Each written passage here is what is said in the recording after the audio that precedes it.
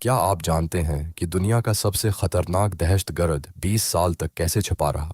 1975 میں ویانا میں ایک آدمی نے تیل کے وزراء کو اغوا کر لیا۔ اس کا نام کارلوس دی جیکل تھا۔ یہ کوئی عام اپرادھی نہیں تھا، یہ ایک شیطان تھا جو انسانی شکل میں تھا۔ کارلوس نے اسی سے زیادہ معصوم لوگوں کو قتل کیا۔ بم دھماکے، قتل اور ہوائی جہازوں کا اغوا، وہ کئی شناختوں میں رہتا تھا، آج یہاں، کل وہاں۔ یورپ میں محفوظ گھروں کا پورا نیٹ ورک، کمیونسٹ حکومتیں اسے پناہ دیتی تھیں۔ وہ سرد جنگ کے سائے میں آزادی سے گھومتا رہا۔ 20 سال تک دنیا کی ہر پولیس اسے ڈھونڈتی رہی۔ 1994 میں سوڈان میں فرانسیسی فوج نے اسے پکڑا، لیکن اس وقت تک کتنا نقصان ہو چکا تھا۔